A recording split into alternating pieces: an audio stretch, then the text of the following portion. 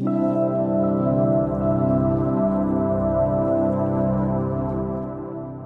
me just briefly greet all the participants. As you all know, I'm Maria Vasilevska, project manager from Blink 40 to 21, Center for Social Innovations, that together with Macedonian American Alumni Association is organizing this virtual training program entitled Digital Skills for Civic Engagement. This is the fourth module that we titled Value-Based Participatory Leadership. Together with us today is Leonidas and Boyan, and both of them are highly experienced and professionalists in this field, and we are really happy to have them here today. As you know, from the training model, we have one module left, and that will be delivered on 14th of April. We will send you a reminder about that. In meantime, I would like to give the floor first to Leonidas and then to Boyan to greet you and to share their presentations with you today. So hello, hi all. I'm very happy to be here with you. So apologies for the delay. I had a very strange day. I had an accident in the morning, then I got stopped by police before 10 minutes. I got fined finally, but I'm on time, right? So finally everything good. So apologies if I had you waiting. I tried that too. Thank you also for the introduction, Marisa. I'm Leonidas Kerletopoulos, but you can just call it Leo. I understand for non-Greeks, Leonidas is something strange. So we are going to discuss a topic that I'm quite engaged, and I'm very, very interested to see how it's going to be evolved. Because for me, participatory leadership, it has always been here. However, now I think it's a time that it's been evolved. It's been exploited, we could say, in many aspects. The last 10 years, we see social economy and all the social innovations growing. That's a very, very nice thing. And I'm very happy if you want to make discussions later on this. My expertise is I'm a communications and marketing expert. I'm not going to discuss with you through an academic perspective. I'm going to discuss with you things that I met in my path, challenges I faced, and part of them with academic stuff. So my expertise I'm a communication marketing professional, specialized in behavior change and social marketing. And I will discuss the participatory leadership through the lens of communications and social marketing as well. Let me share some slides and of course, I will be very happy if you have anything to discuss through this, let's say, session. Just feel free to open the mic and just jump in the discussion. It will be great. I think discussion makes it more interesting if we're engaged. Okay, so now you probably are able to see my presentation, right? So participatory leadership. And as you see, I'm below this, I'm discussing towards a citizen-centered approach in communication. Why is this? Because this is the main topic I'm going to focus for this. Just give me a moment. I need one small minute. Just okay. So, moment.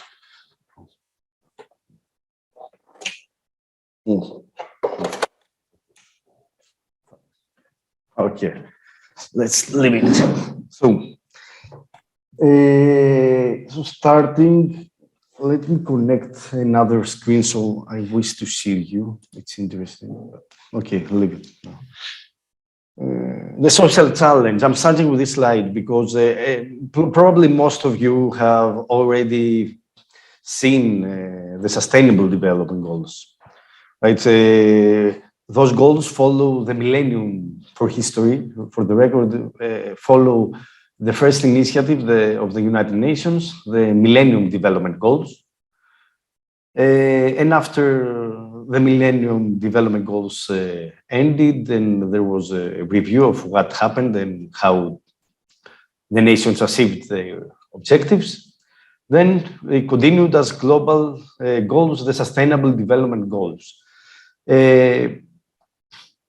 What we can understand from these goals and the topics that they are trying to tackle, the issues, the social challenges they are trying to tackle, is that we have many problems, many new complex problems, as I'm writing here. There are persistent social challenges, and the point is that the more creative solutions, those solutions should always be focused on citizens, or a human-centric approach.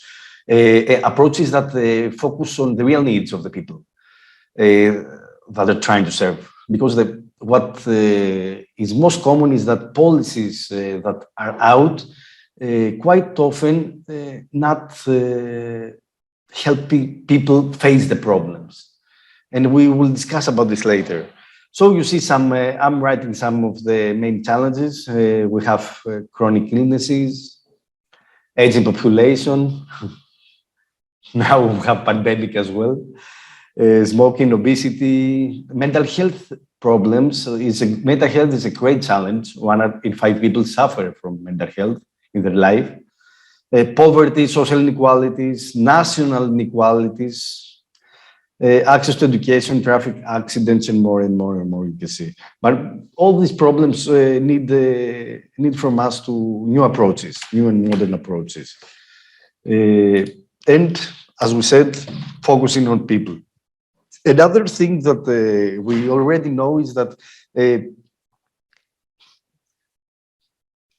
most money is spent by governments on problems that to solve problems of the society and citizens, usually are not backed up with proper evidence. One research demonstrated that less than $1 out of 100 of government spending is backed up from real evidence on what's happening. It's usually based on hypothesis. And so that can draw the picture of why we are not so successful in dealing with people problems. Another lovely quote that I use often is Professor Jeff Renz. He's a global thought leader on behavior influence. Has published a book in social marketing and public health. And I want to read this with you. He says that over the years, public health has developed impressive data gathering systems related to mortality, morbidity, and health sector utilization. However, we have invested much less time and effort in developing methodologies to generate deep understanding of the wants, fears, needs, motivations, and barriers that people face, that either enhance or detract them from their ability to live healthy lives. And the sum up is this. In short, we are fantastic at counting the sick and the dead, but much less adept at understanding the living. It's one of my favorite quotes from Professor Jeff Renz. Probably you can understand why. Because it may be part of a book discussing the social marketing approach in public health. However, the approach is, you can find it in everything, right? Because we are utilizing science, utilizing models, frameworks to understand, to be more effective and understand the processes. However, there is a big gap in understanding the humans. One gap in economy is if any of you have a background in is an economist, you can probably recall the Homo economicus, right? The model of the human that is rational, takes decision based on his or her interests. However, when we turn in real humans, we all know, and now we can understand that people are not like this. People are self-destructive. They are driven by emotion and not logic in their decisions, and they're not able to make decisions based on their own good, not only societies, but their own as well. So there is a big gap here. Another thing that I'd like to highlight is the upstream versus the downstream approach. And one size doesn't fit all, I'm writing, and I'm going to explain why I'm writing this. Upstream is the most common top-down. What we say that when discussing upstream, it's when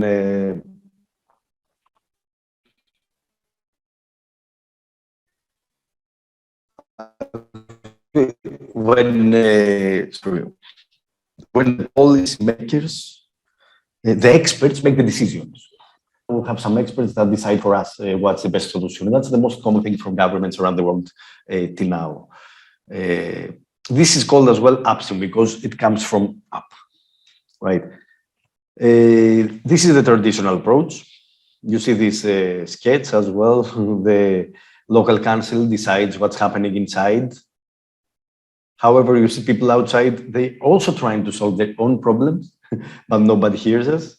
And they discuss, they should be talking to us. And that's the reality. Because we need to, if we want to create value, we need participation. And we need the experience of the user. And who knows best from the people that they use. So if we wanted to make a transition to a value to the citizens model, to the human model, to humans model as well. So the traditional approach is the experts make expert-defined models. We need to go past this. And then we have the downstream. It was very, very popular when the social enterprises and the social economy before 10 years were very fresh and the discussion was going. You could hear most of political spokesperson and politicians discussing about the bottom up, the grassroots, that we're gonna discuss with people, we're gonna make events that the people will be heard and tell us what to do, but that was mostly on public relations level, and it is not updated. Let's say that bottom up was praised enough for a good reason at one point, but it is not the solution, as we're going to see. I have this picture, and you can see that writes train a grandmother and change the world. In Bangladesh, there was an initiative called the Barefoot College. What they did, they didn't have electricity. Electricity was a huge problem. The kids, they couldn't go to school during the day because they needed to help the family in the farms. So by the night, they needed to study, to do their homework for school, for education, for their education. However, there was no such thing as electricity, or there were limited, let's say, access to electricity. What they did, initially they trained the men. The Barefoot College was designed to educate people how to build solar panels, and then to establish, aiming to provide electricity to all houses. There was also a financial, I don't want to mix with that, but it was brilliant because every family was already spending $10 for gas, for the gas lamps. So with this money, it was not totally free. With this money, they had, based on this project, they had electricity. the first stage before the failure was to train men to become solar panel constructors, how can I say. However, that failed because men, when they graduated, they moved to big cities. So the problem in the small cities was still there because they didn't have the engineers stayed put and helping the community. What they found out was that the women, especially women that had grandchildren, was more. It was more. There were greater opportunities that options that the women after their graduation would stay there, because in most cases women do things, grandmothers especially do things for their families. So in that case, they changed the project to train grandmothers. That we can say it's a downstream, because we're taking or bottom up. We're using the people. We're hearing what is the problem of the people, and we engage them in the solution. So bottom up. Here I have an approach on what is bottom up and top down. The traditional approach, the upstream model, it's right in your left. You see the experts designed the park. How are the people? The people doesn't want to walk this way. Nobody probably asked those people where or they didn't observe, because it's not obvious that people always know what they want. You need to observe them to understand them. I can make reference to Henry Ford that said, if I asked people what they want, they would say faster horses. Nobody would imagine that I could be they could drive a car. So in any case, what we have here is the designers or the experts' experience, and we have the user experience in the left. The effective approach, which was informed by behavior insights, this is the men in the restrooms have a problem because they make a mess. When they're drunk and go to relieve themselves. So what they did, this company, by observing that they are bored, that they are moving, and they're trying to aim somewhere, they created this sticker with a fly, and they install it exactly in the place where they don't spill out, so they don't make a mess. So this is a perfect approach a perfect example, actually, of the bottom-up approach, of approach driven by insights of the behavior of the people, the bottom-up. So we have the top-down and the bottom-up. The reality is that citizens and humans want to be a big part of the solution. And Matthew Wood was one of my professors in Brighton. He has published this paper discussing the midstream. That is the reason we discuss. Okay, really, there is upstream and downstream. We can go experts model, expert-defined model, user-defined model. In reality, none of them is efficient. What we need is both. And we need to find that sweet spot. How much from each should we move the line? If we have a line, we have a top, we have a down, where this line should be, so we have an efficient intervention, efficient communication, efficient project going on. I'm right. Actually, the solution is not upstream, as Matthew Wood discusses. And all this is because today humans are from passive recipients of social programs and communication and messages and everything, have become active co-creators. And the rise, we are observing the rise of the new citizen. the rise of the consumer citizen, as Clark puts it. Thank you, Professor Jeff Rains, for bringing this to our attention. Clark et al. Discusses the rise of consumer citizen. A citizen, it's not the citizen that consumes. We're not discussing about marketing and commercial stuff. We're discussing about the key social phenomena that the citizens now act like consumers. They demand. As people become more educated, the wealth increases, they experience more power, and they have greater expectations of what is expected by organizations, by governments, by municipalities, and by any other organization that aims to serve them. So that creates the citizen consumer. It's a citizen that knows what they want, citizens that know what they want, and they want to take part in the discussion how you're going to deliver this to them, if you are in the side of delivering this. So, understanding the human citizen. Let me have some water, just 1 minute.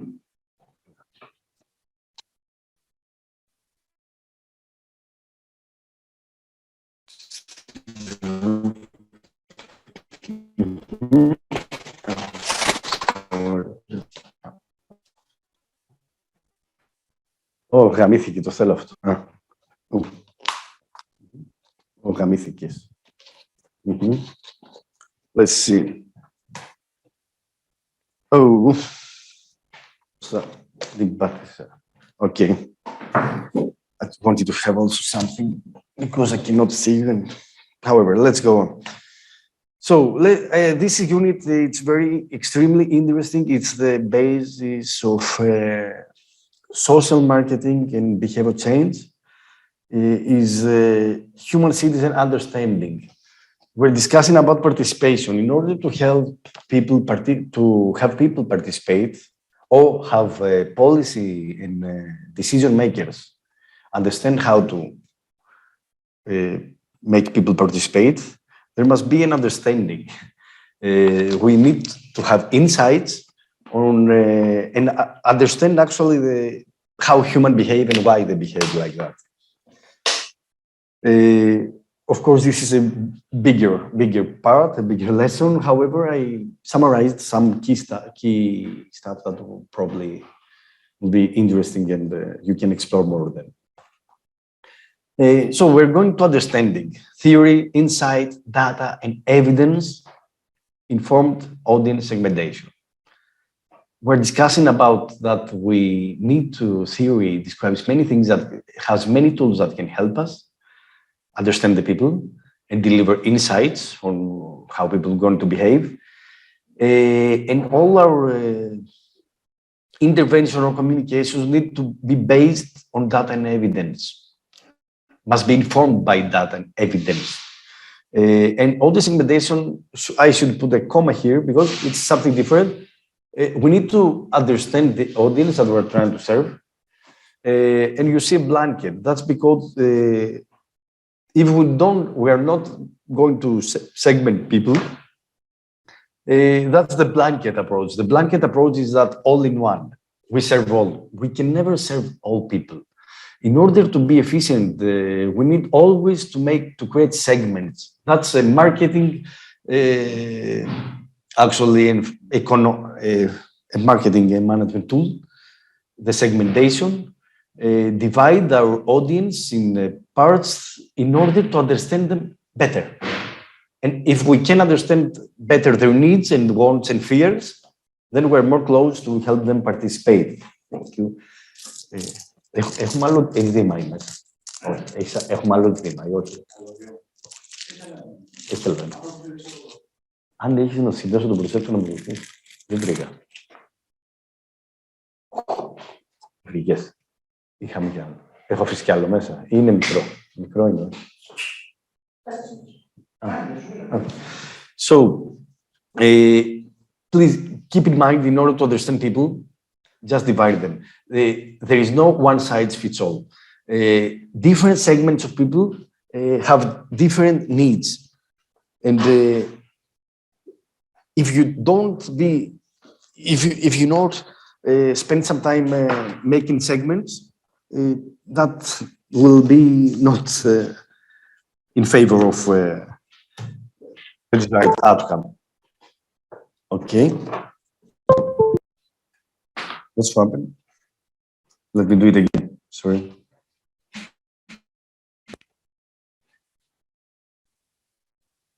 Okay. Okay. Coming. Okay, you hear speakers. Speaker. Okay. There was a change. Okay, you hear me? It's good. Yes, we can hear you, but we are not seeing the presentation.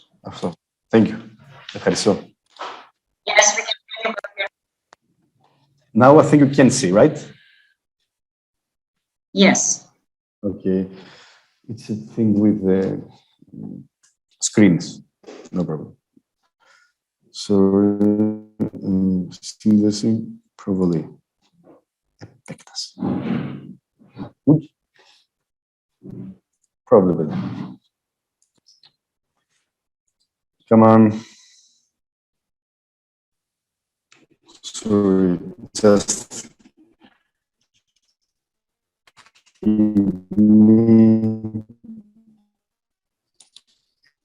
it's going to crash.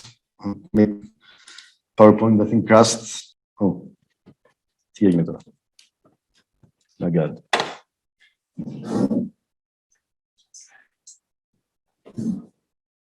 Fantastic.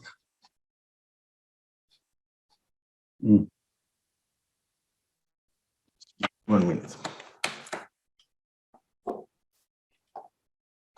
Okay, let's try.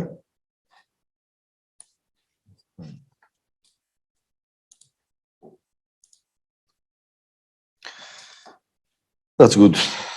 Let's go again. Zoom.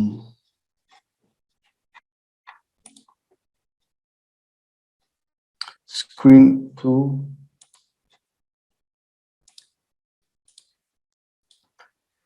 Do you see now the slides? Yes, we can see them. Great. We do something. Because here it's quite complicated. Okay, we go on. Let's go.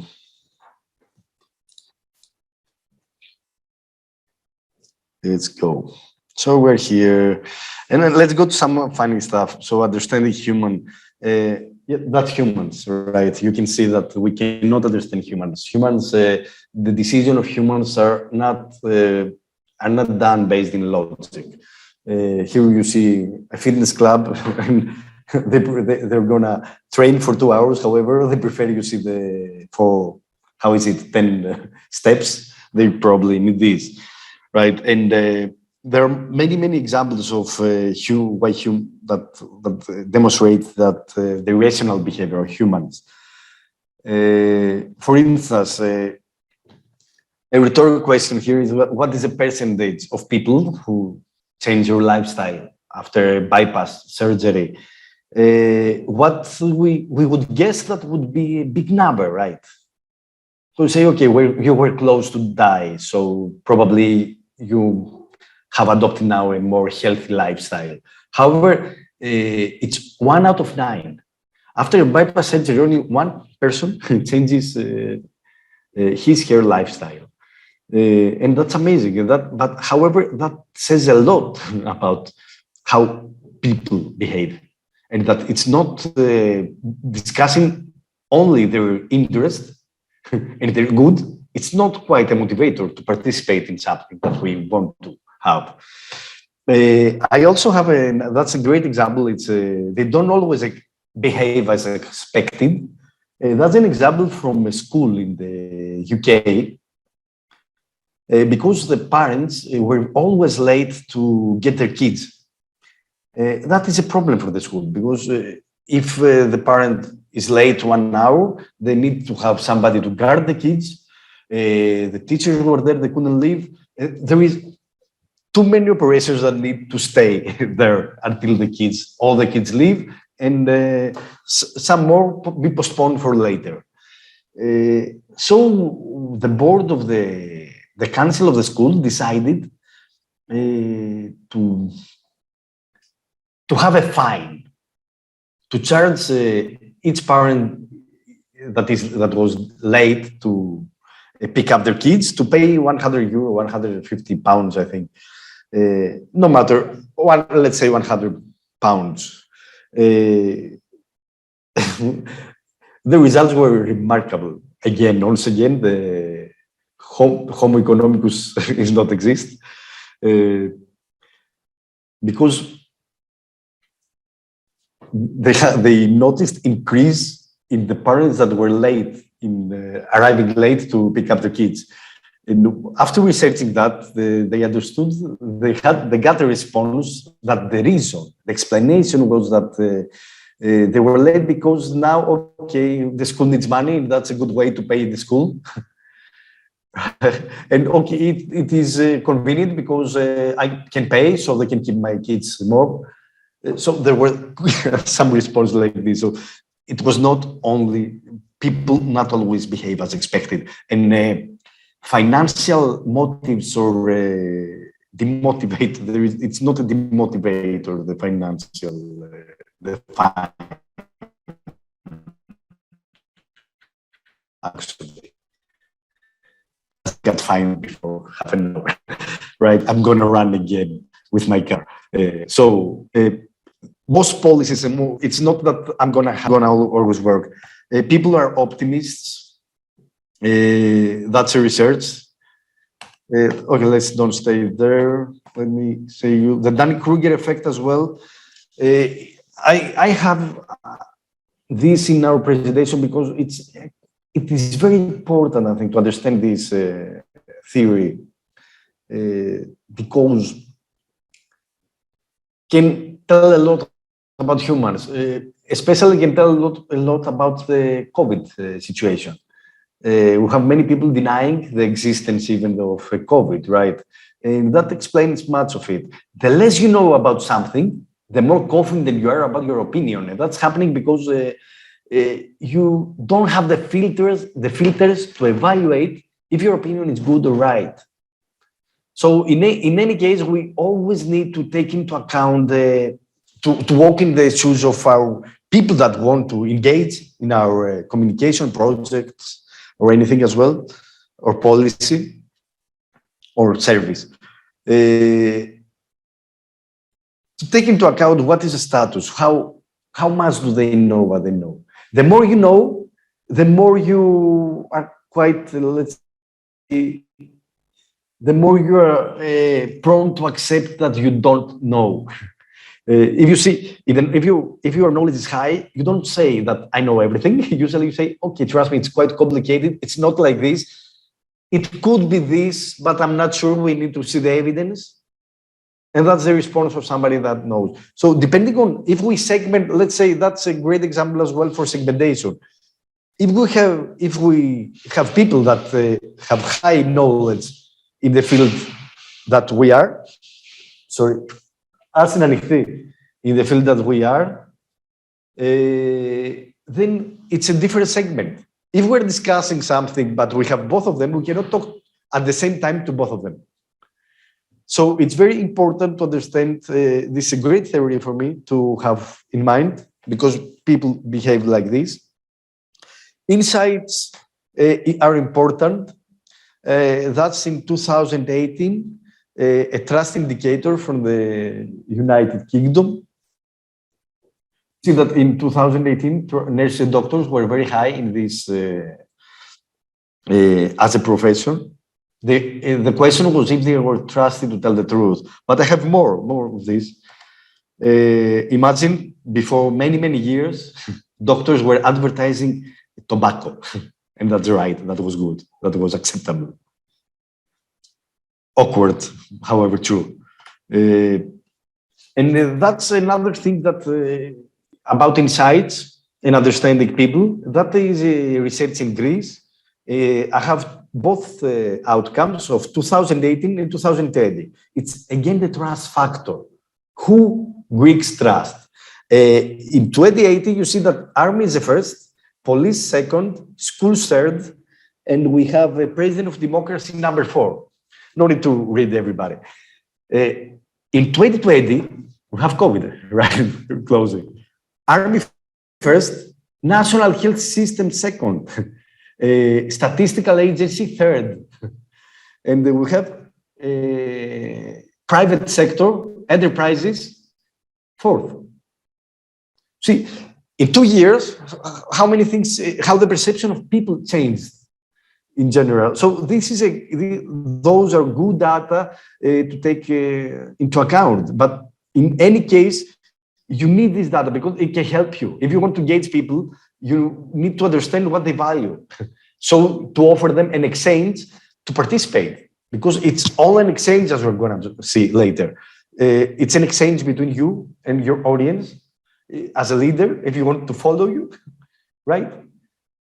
It's an exchange. They need to get something to exchange or believe in you. And this is also data about the values the people want to be enhanced more. That's also a great tool. You can host it insights. You can go in and you can, there are 6 of answers based on hosted, and you can have the country you want, the compare between them, certainty avoidance. Actually, it says that Greek are not all comfortable in a big situation, right? So they create conspiracies. That's something like I say, and they're not. And if you compare them with the United States, that's another thing. I think the green, you see that they are more in the United States. They're more they're accepting more innovations, but we're more conservatives. And there are some things that you can understand if you play with. Just use it. It's a good tool if you have multicultural projects. Can help you. I don't want to spend your time more with this. It's very interesting, and a course by itself. So we have understanding up to now, and then we have talking to them. I love this.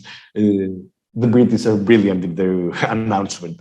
That's in British Metro. Please carry water all the times. The goal is for you not to smell. Right? The language is close to the people. That's why I have it. It's not because they say you're fat. F word smelling, right? But it's because it adopts the status of the people and communicates to them, right? It's closer than a wooden language, a strict language, a political correct language.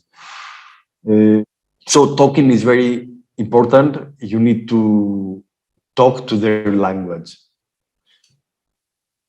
Yeah, I have this example that's amazing. You all remember that in the beginning of COVID, of the pandemic, we were bombarded with this expression, the social distancing. And also I was amazed. What is this? In Greek was κοινωνική αποστασιοποίηση, a word that we never ever heard before, right? Nice word, however, people couldn't attach a meaning to this word because it was not connected with their reality, their routines. So when we're discussing about talking, we couldn't discuss the thing that we need to talk the language of our people. If we need to engage people in something that we believe and that they want to be part, they should at least understand. And in that case, it was vital because it was a pandemic, right? Even the World Health Organization had this terminology, which later was changed.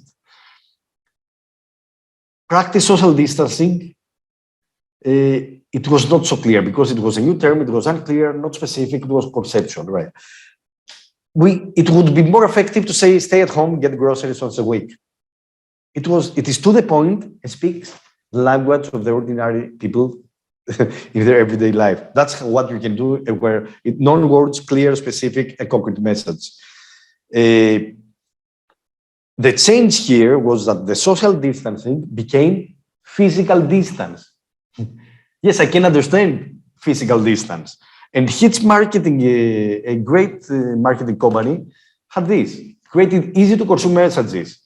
What does 2 meters look like?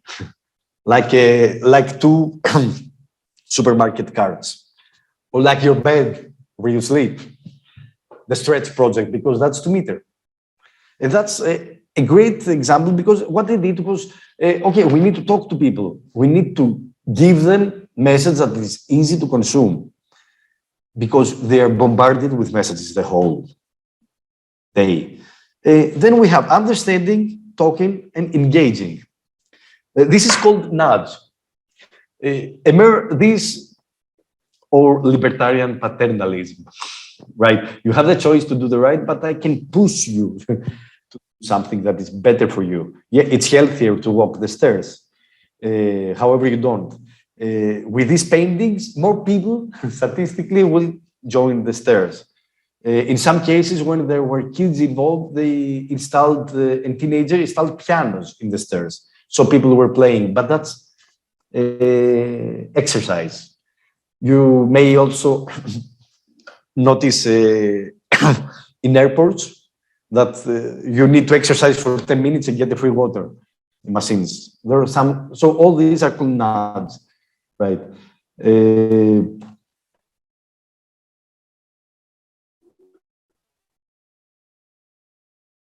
An engaging project. This happened in the city I live in, Alexandroupolis, Greece. The Metropolitan, peculiar for church, because what they did, there was a public holiday related with Christianity in Greece. The government decided to stop this as a public holiday.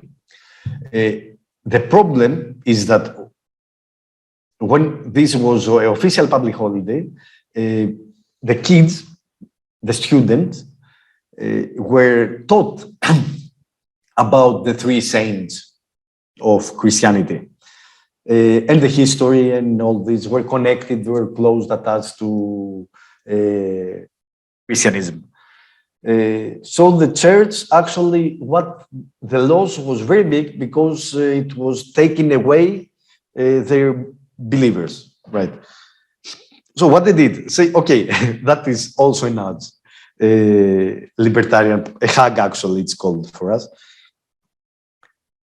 These cards are free coffee cards. And he said, okay, I know that you are not having a ceremony because that all changed.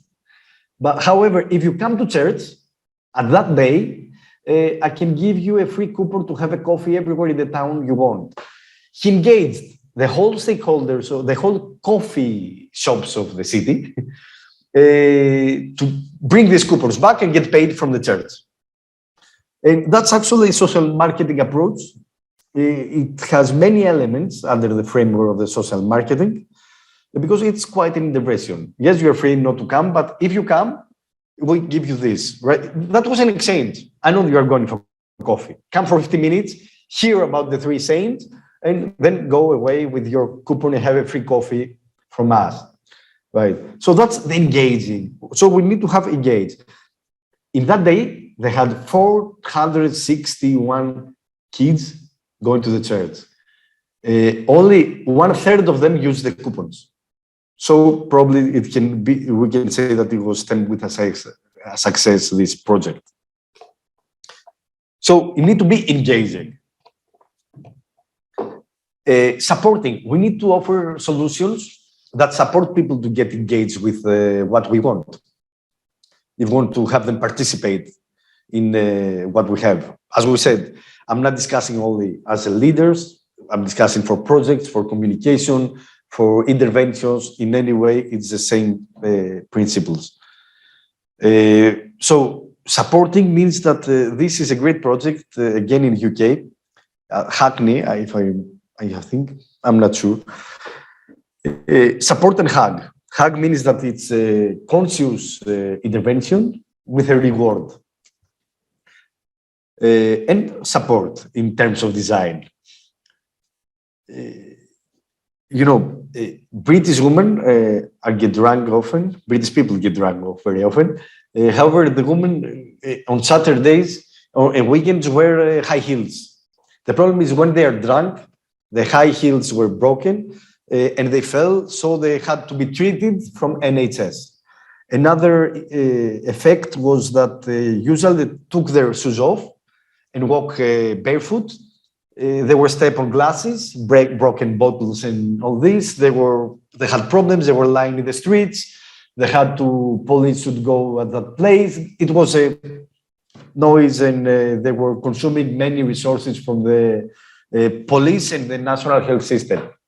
That was monitored, it was recorded. What does this cost to the whole government and the whole regional government about this? And the initial questions was, okay, what we can do? Can we tell them not to drink? Okay, probably it's Saturday. They want to drink. They will drink in any way. So telling them not to drink, probably not, it's not going to work. Okay, then can we tell them not to wear high heels? Again, it's something that is very hard for a woman that feels nice with these shoes to ask them. She probably will wear them. And then the sweet spot was this. When a young woman drank in high heels, trying to walk, they went there, had them wear flip-flops. They measured the cases and the cost of flip-flops in the majority of the cases. And this actually saved money because flip-flops were cheaper than the cost of the service, of the government service for this. And they also did this. They had lollipops given to those women. And that was not on the beginning of the project, because in the beginning we just support them walk. Because we know that after a long night, we feel pain in the legs, in the feet. So they want to take them out anyway. So that's the sweet spot. The lollipop was because they were drunk and were talking too much to the police officers. The police officers were complained about this, and then they adopted this strategy of give them a lollipop for how long this lasts. And then we have engaging, supporting, and controlling. Yes, we need to control. The biggest intervention in good projects that offer social good, help people, usually cannot last. If they are not maintained, they need to be controlled. For instance, I've seen a great city that was the pioneering banning smoking in closed spaces. And now because the surveillance stopped, I've been this year there and I've seen that people are smoking inside some cafes after 11 o'clock at night. So you need to have a control of this. That's also some funny approaches, but efficient in terms of control, using the design and the control. And it's always unconscious punishment. That's so. This is a hydrophobic wall. That the problem was that the drunk men went outside the clubs and were peeing around, and that smells too bad and costs a ton of money, consumes huge resources being washed out, and it's not good for the health and in any way. So what they did, there are two different approaches. The one approach is Professor Leonidas, can we just speed up a bit since it's 4 o'clock and we have like half an hour more, so just can we please? Because you told me you wanted the presentation around 1 hour and a half. That's what I Yes, but we have the speaker from Macedonia, so just if we can. I can stop it. We can discuss it if you wish. Yes. Maybe we can give the floor to Boyan and then continue the other part of the presentation with discussion. Yes, for me it's not a problem. If you are covered with this, we can stop and have some discussion. Yes, yes.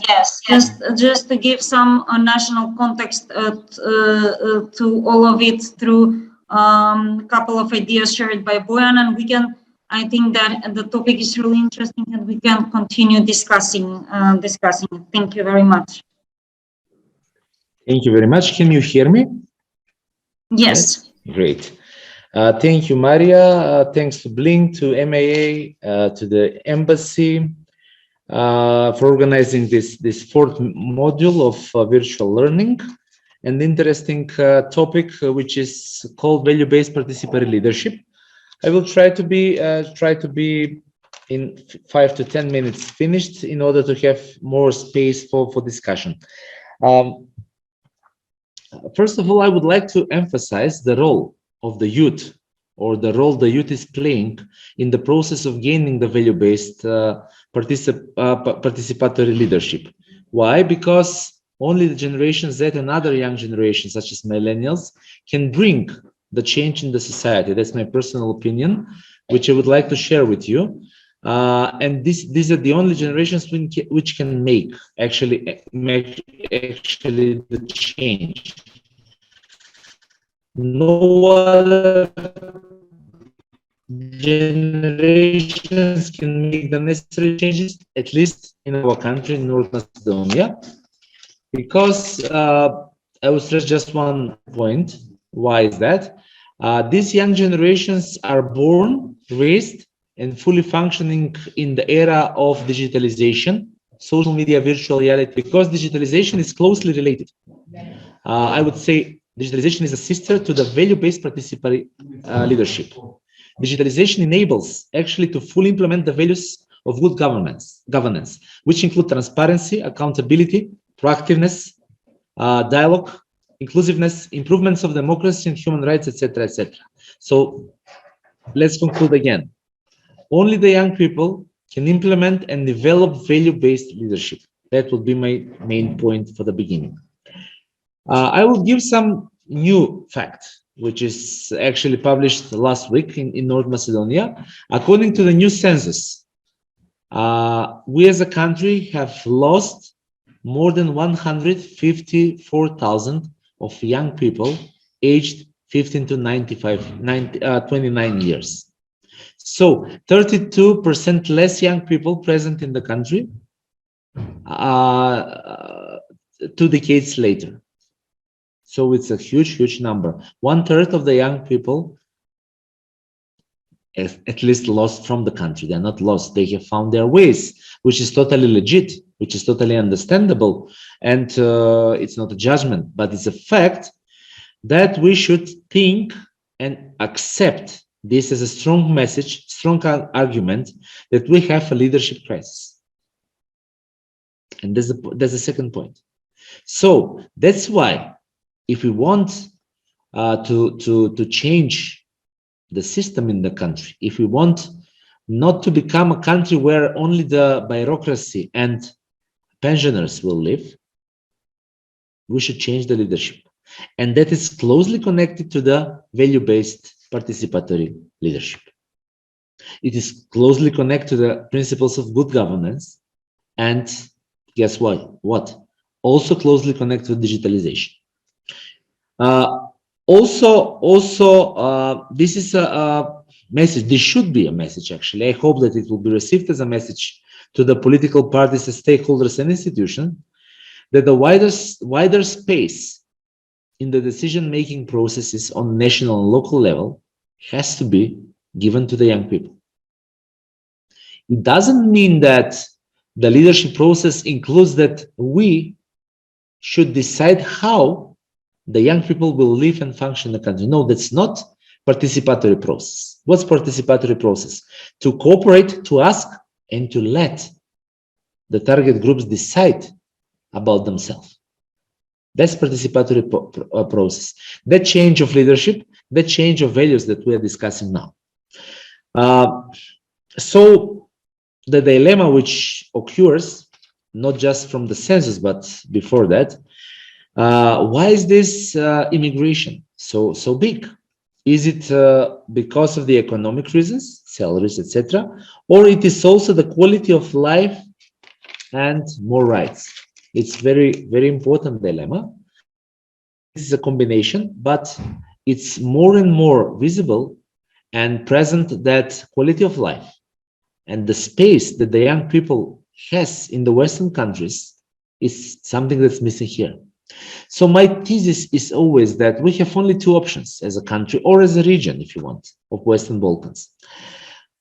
Or either we are going to bring Germany, UK, US in the country, which means changing the values, changing the system according to these standards, or we're going to lose all the young population moving and immigrating in these countries. So that's the only choice of the leadership. And that brings us again to the participatory role of the young people, giving the space, digitalization process, and that only the only way to change this is proactiveness of the young people. So again, the solution comes through digitalization. Why? Because number one, digitalization ensures value-based participatory leadership. Only digitalization.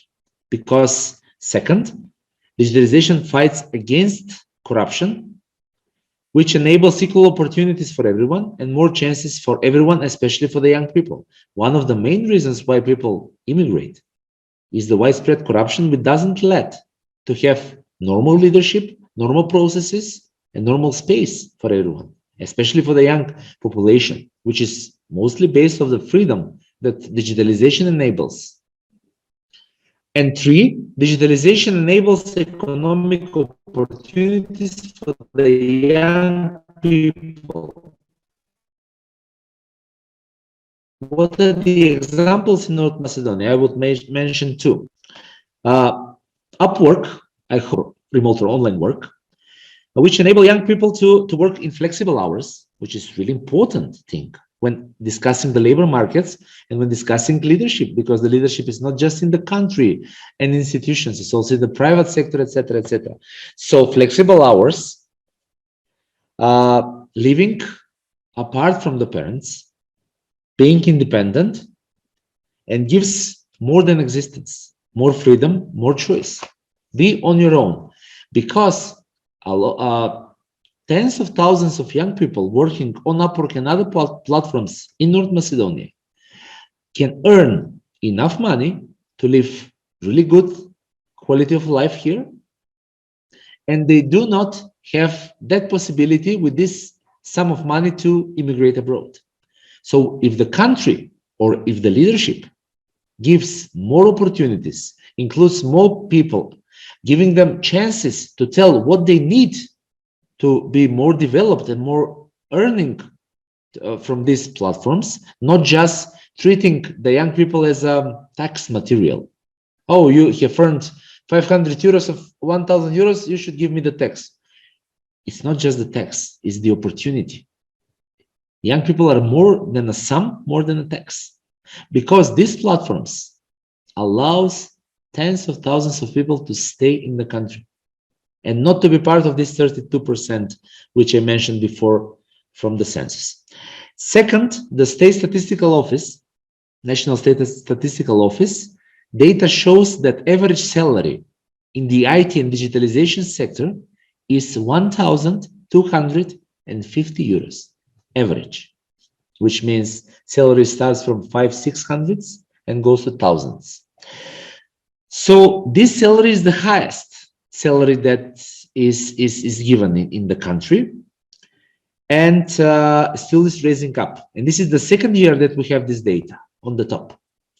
What does this mean? Just to remind, 1,250 euros average salary means this is 2.5 times bigger than the average salary in the country, or if you want, 4 times bigger than the minimum wage. And the conclusion, and I will stop here, hoping to have a really great discussion and eager to hear your opinions and your thoughts.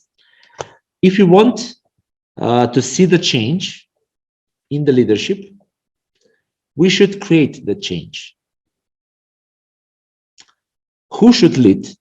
If you ask me, young people. And I have no doubt, and I say it everywhere, because these generations live in totally different environment and way of functioning because of digitalization. Which means that if we want to make the change, we should leave the scene to the young people. What should we others do? Be of assistance. We can participate in the change making, but when you make the change, especially in digitalized era, you should pay attention that the change will be in the future about this young, the people that are young now. So when, at the end, when, I think that we're already late and we should start at the very moment. So I am concluding, yes, we need a value-based participatory leadership. We need it in all sectors, but it can only be made with through the activeness of the young people and with efforts that we're going all other to support. Thank you very much. This is from me for the beginning. Thank you for the both for really interesting ideas, thoughts, based on which we should work in future, but also to discuss among our peers, colleagues, and maybe to share some additional initiatives and work on additional initiatives towards it. I will now open the floor to discussion, for discussion, for sharing experiences, ideas, thoughts from the participants. Also, maybe Professor Leonidas has something additional to add, some more examples to include upon which we can further explore more. What I would like to highlight in this regard is that the both Blink 40 to 21 and Macedonian American Alumni Association is putting the young people and digitalization as something that is really important and as the highest on our agenda for working. The same is conducted by DC and Global, which representatives is Professor Leonidas today. So I'm opening the floor for discussions and sharing ideas. And as I mentioned earlier, Professor Leonidas can also include more of his examples that were really interesting for how we can adjust the policies to the needs of the people who are the basis of the leadership. We are leading the society for that. Can I share another project to discuss for this? Sorry? Yep. Did you give the floor to me? Yes. If you like, you can share more examples. Yes. But in as a discussion, I'm gonna so now just check this. Sorry. So okay, that's digitization. It's I totally agree. I think there is nothing to say here, right? It's a tool, however. Peter Economidis is a global brand strategist. He's the former brand strategist of Apple. And he said, I have his quote right here. And it says, social media is social, but not media. But he said another great thing as well that makes sense with digitization. He said that technology describes how stuff works. Anthropology describes how people work. We need techno-anthropology to describe how humans work, how stuff work with humans. And we are in the age of digitization. Most of young people, as Professor Bojan, do I spell it right? Yeah, Bojan. Yes, it's correct. Yeah. So it's the young generations are quite nomads with natives with digital technologies. We see a big gap, and so at that point, the digitization is up front. However, it is a tool. It's not the solution. The solution again is to mix, to keep understanding humans, because humans, again, it's something more close. The ones that we're trying to help, they're changing, but now we have one more tool, let's say, just to come in touch with them. I have an example in understanding humans with pregnant women and smoking, for instance. They try to help pregnant women to stop smoking, right? What they did, they tested many approaches. Give them money, tell them stop smoking, tell them about how bad is smoking for the kids, all these things. But in the bottom line, after research, what they found out was that they didn't want to hear anything about what smoking does. They were closed their ears. And the reason they were smoking was me time.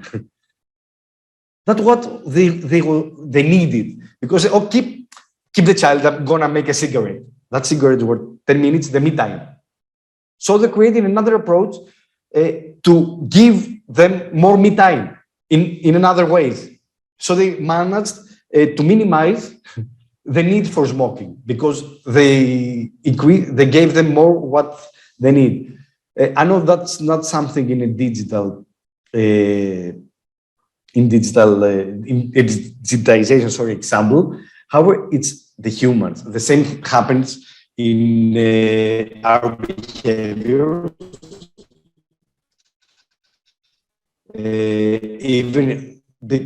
Even in the digital sphere, we behave in some ways. We need to have really, really deep understanding of those people that we're trying to serve and be focused. We're not serving all pregnant women. We're serving those segments of those women because those behave like this. Women, let's say, pregnant after 40 probably might behave otherwise. If they live in Australia, maybe there is something different there. So we must be always very specific, segment and target, and understand deep the people that we want to engage or help, and then then this will speak to us or how we can offer them opportunities to participate. That's for me.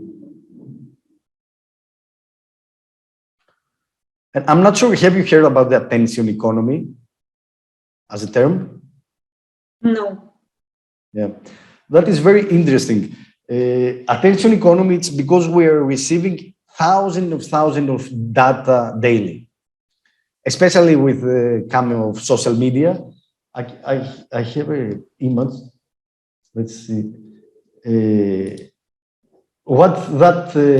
effect is that our attention span now is very, very tiny because of this. Because we try to send away any information that comes that is not relevant with our status quo, how they are, our mood or our status, right? So just look at this example and I'll share a video with you. It's very, very interesting. From a priest from Harvard. He's amazing. Where is this? I think you find it quite interesting. That is real.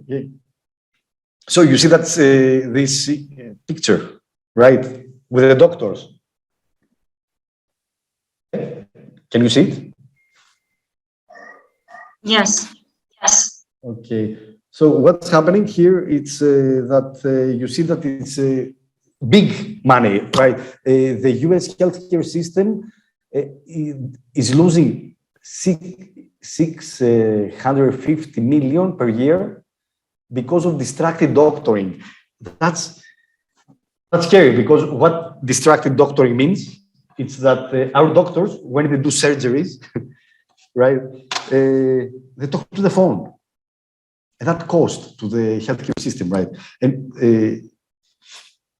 sorry, but I just want to share the video because it's very important to hear this priest talking about the. Okay, don't spend your time. Actually, I can discuss if you want on this. It's amazing. All this. Let me go there. New York Times read Civic article accidents and fatalities involving distracted drivers. As per the most recent statistics, we have about 4,000 fatalities a year in the United States due to distracted drivers. The series expanded to include distracted doctoring, reporting on the large number of surgeons who are placing personal calls during surgery, on medical technicians who are texting while running bypass machines, and anesthesiologists who are shopping online for airline tickets. Distractions created by social media in the workplace.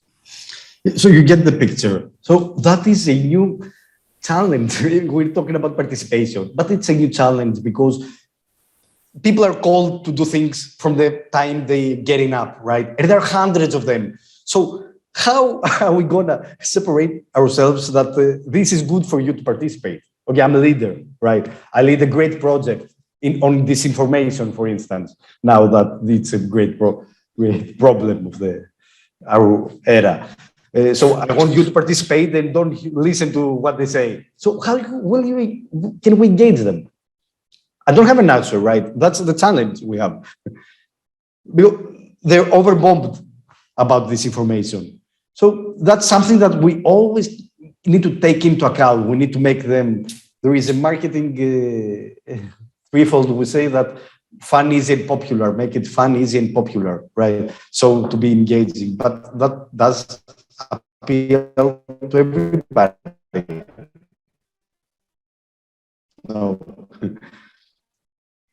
Fun, easy for a 70-year-old, some patriotism, some nationalism, some traditions or anything. So it's very important to understand also what they suffer with this information.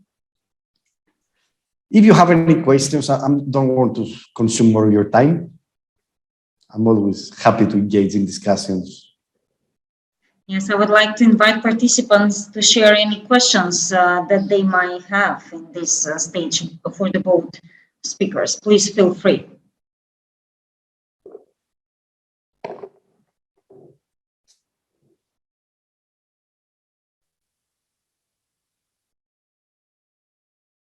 So either, okay, do you maybe have some example for value-based leadership that you would like to share with us? For example, maybe you have some kind of projects on which you are working and you identify some example that might be value for sharing on value-based leadership, but with specific target of participatory leadership.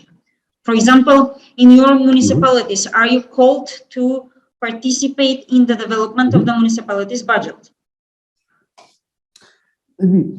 I have an example that we also published it in Social Marketing Quarterly.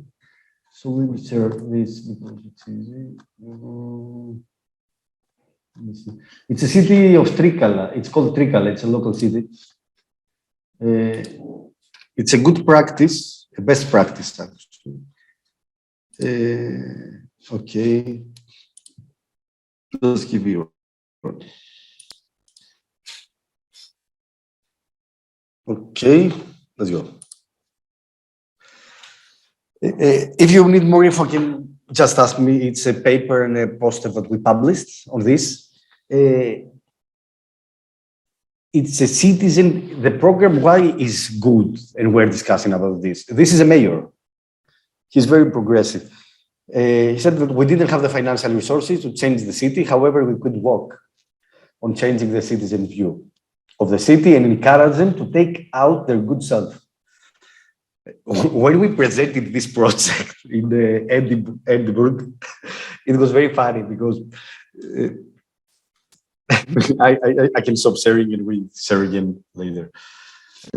Where is the funny thing? Oh, stopped. Okay. The funny thing was this, that in Greece, the first, in 1856, in Greece, we had a law that that banned smoking in closed public spaces. You couldn't smoke indoors. There was a law for this since 1856, King Otto. However, it's only a few years, 3-4 years, that this is actually applied.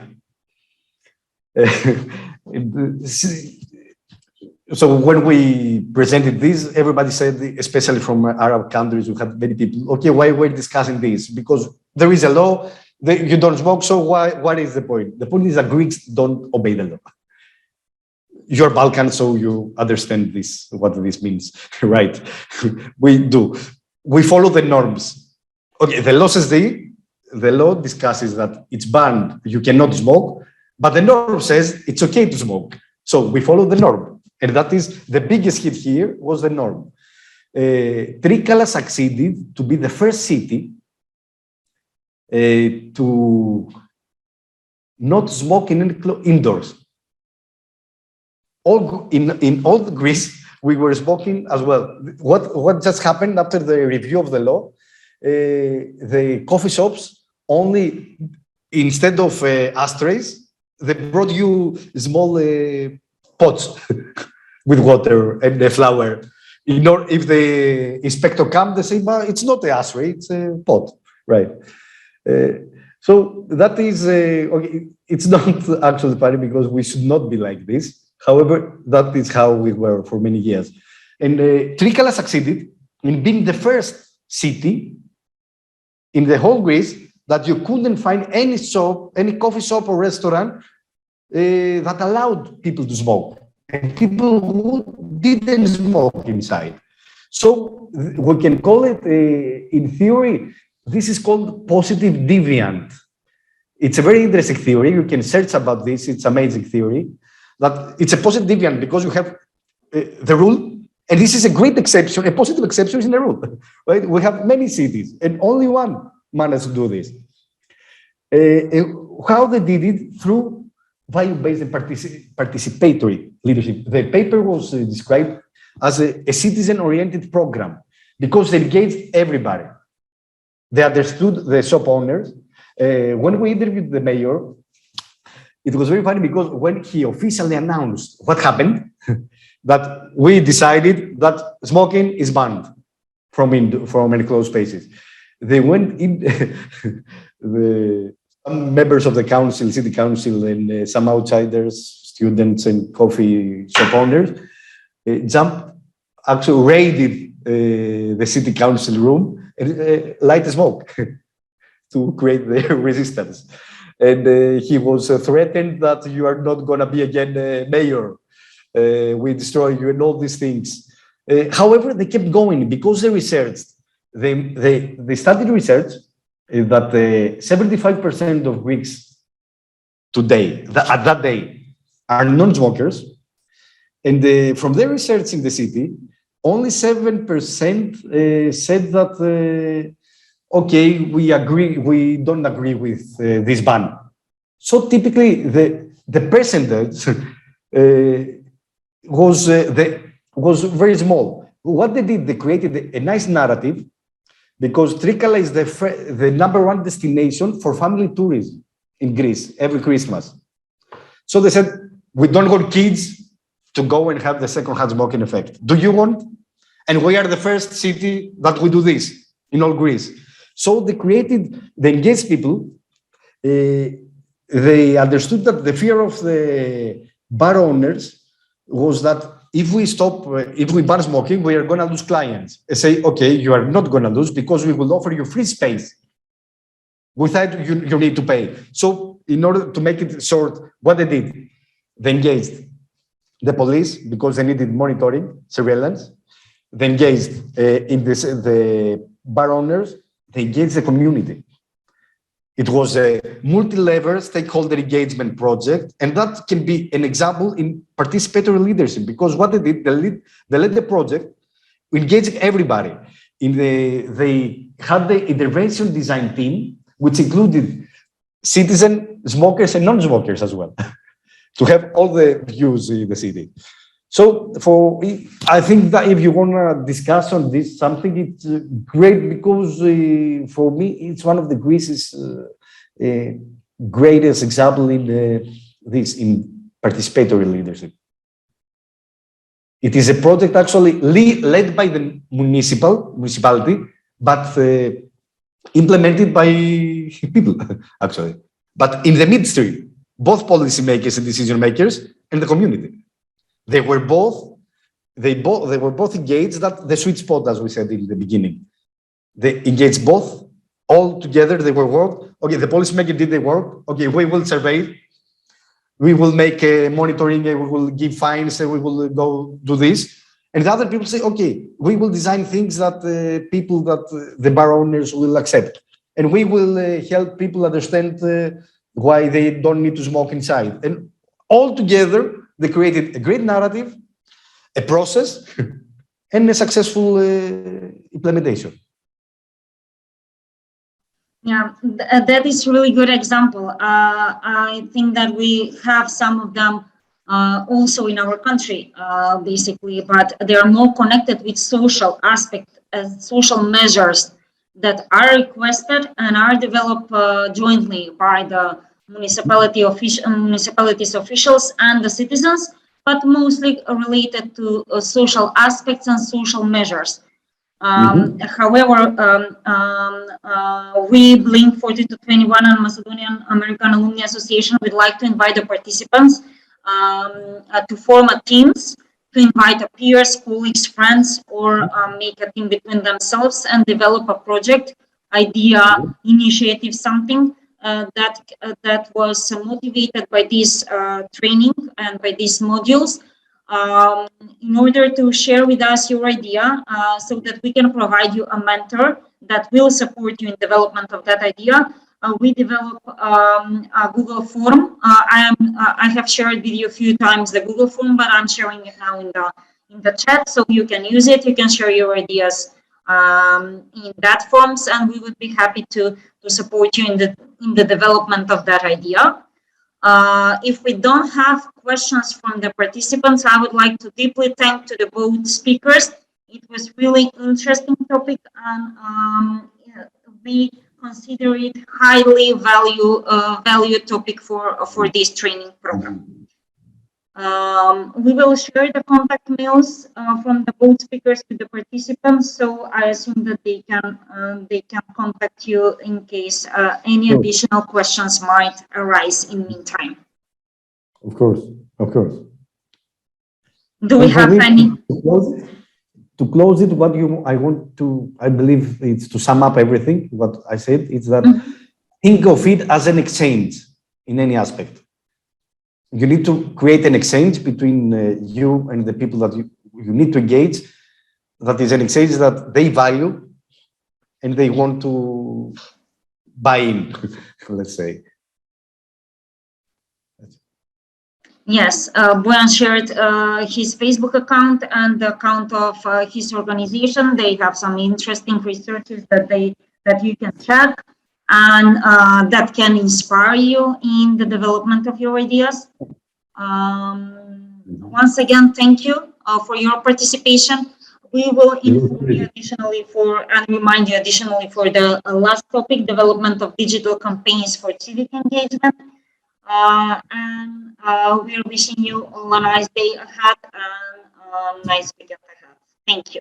Thank you very much. Also, I remain at disposal for any consultations, ideas, assistance. I believe also Professor Skeletopoulos in all your development of ideas and everything that you need, because these modules and this virtual training are really nice and important. So congratulations once again to Blink and to all the supporters in the whole course. It's my honor. I'm not a professor. Just don't, for you not to think that I am fooling you, right? Thank you very much. It's my honor, but I should. Yes, we can use the Swedish models. They are all lecturers. So yes, lecturers. Yes, perfect.